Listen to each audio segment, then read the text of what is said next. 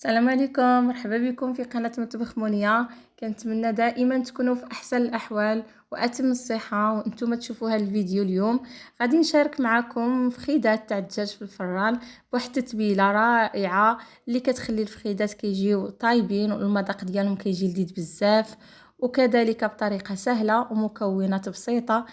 وكذلك غادي ندير معاهم نجيمات اللي كيجيو ساهلين بواحد الطريقه مختلفه بلا ما نفوروهم. كنتمنى يعجبكم فيديو اليوم، وما تنساونيش الى عجبكم فيديو اليوم تشتركوا في القناه ديالي وكذلك تفعلوا الجرس وتبارطاجيوه مع الاهل والاصدقاء. وشكرا لكم. بسم الله على بركه الله. نبداو المقادير. هنا غادي نحتاجوا الفخيدات. بالنسبه للفخيدات كيبقاو الكميه على حسابكم. هنا معلقه صغيره تاع لا موطارد، نصف حامضه عصير، هنا 2 معالق تقريبا تاع زيت العود، القليل من الماء، شويه تاع الزعتر كيجي زوين في التتبيله تاع الدجاج. غادي نحتاجو التحميره، ثوم بودره، سكينجبير، الملح، ابزار، خرقوم، كذلك شي الحار على حساب الذوق ديالكم. نحتاجو معلقه نتاع الخل الابيض. وهذا هما المقادير. هنا غادي نوريكم الطريقه نتاع التحضير. غادي نديرو هنايا ثقوب صغيره في الفخاد باش تشرب لنا ديك التتبيله. هنا غادي نجيب واحد البول او اناء، غادي نديرو فيه الحامض، كذلك لا موطارد،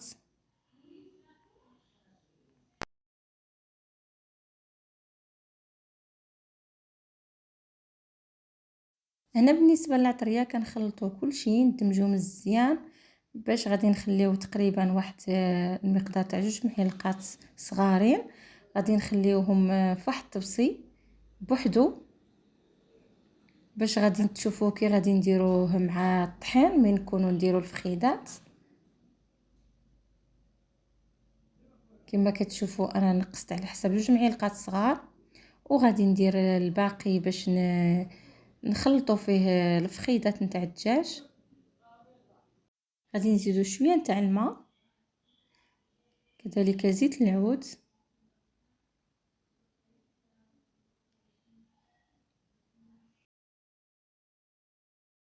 معلقه نتاع الخل، وغادي ندمجو كاع العناصر مزيان. وفي الاخر غادي نزيدو القليل من الزعتر كيعطي واحد المذاق زوين للدجاج.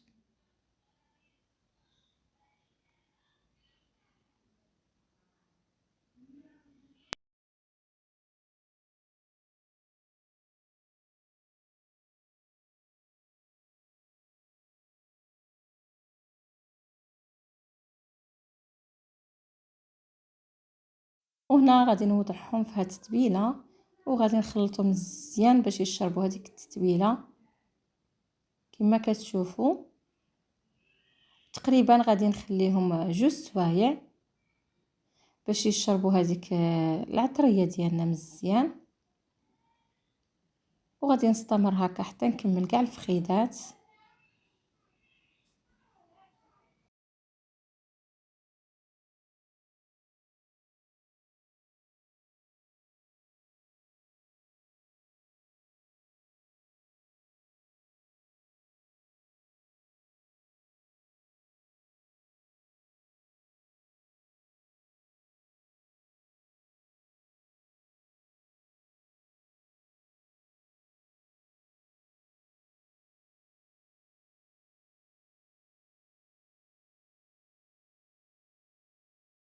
بهاد التتبيله الصراحه كيجيو هاد الفخيدات رائعين وكيجيو في المذاق هائلين ورطب.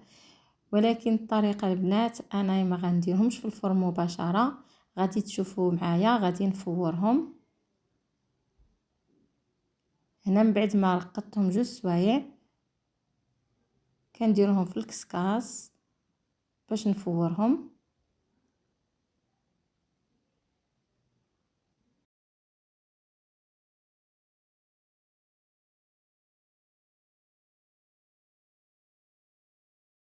كما كتشوفوا هنا وضعتهم كاملين، غادي نفورهم. وهذاك العطريه اللي غتنزل منهم وهذاك الدهون اللي غادي ينزل منهم في الماء تاع التفوار هو اللي غادي نحضر به النجيمات. بقاو معايا تشوفوا تتمه الفيديو.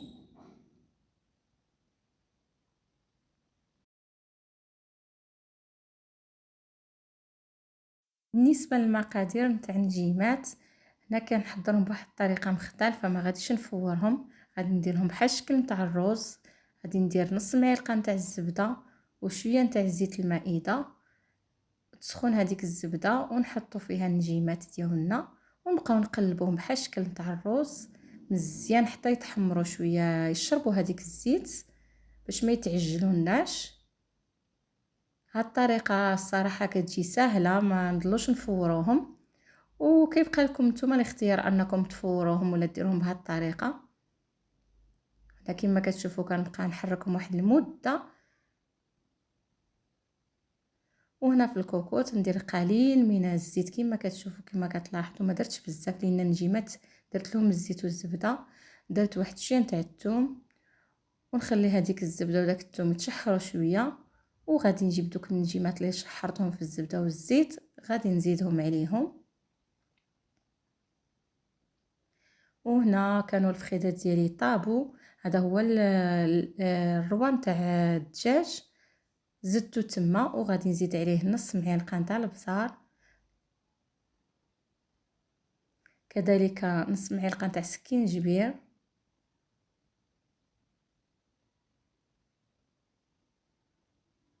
كذلك نص معلقه نتاع الخرقوم. هنا نص معلقه ما عامراش كما كتشوفوا كندير شويه، حيت عندنا العطريه اللي نزلت لنا من الفخيدات نتاع الدجاج.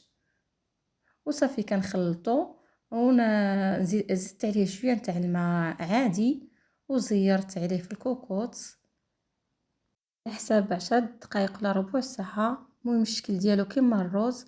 هنا بالنسبه للفخيدات غادي نحتاجو الخبز المحمص او لا شابلور. هنا غادي نحتاجو ديك العطريه اللي نقصناها، دقيق ابيض والبيض. وهنا هما الفخيدات ديالنا بعد ما حيدناهم كانوا طابو.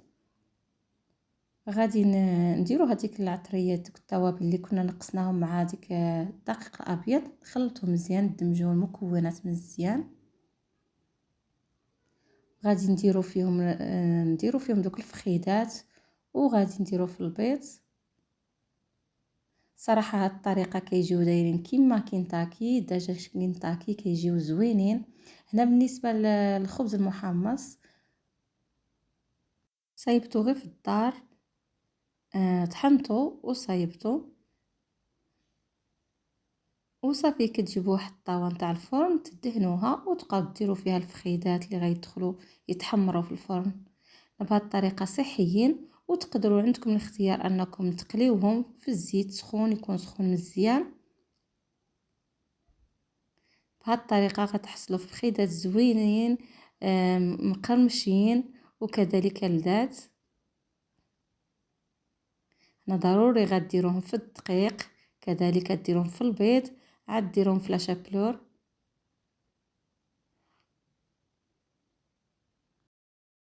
استمروا هكا حتى تكملوا كامل الفخيدات وكتسخنوا الفرن وديروا الطاوه ديالكم في الفرن، كتشعلوا عليهم يتحمروا.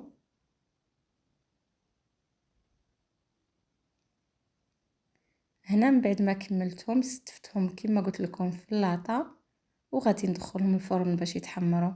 كيجيو ناشفين وكذلك كيجيو صحيين. من بعد ما جبدتهم بالفرن كما كتشوفوا انا شعلت لهم من التحت ومن الفوق تحمروا. هذا هو الشكل النهائي ديالهم. كيجيو بهذه الطريقه زوينين كما قلت لكم، كيجيو رائعين. كنتمنى يعجبوكم وتجربوهم.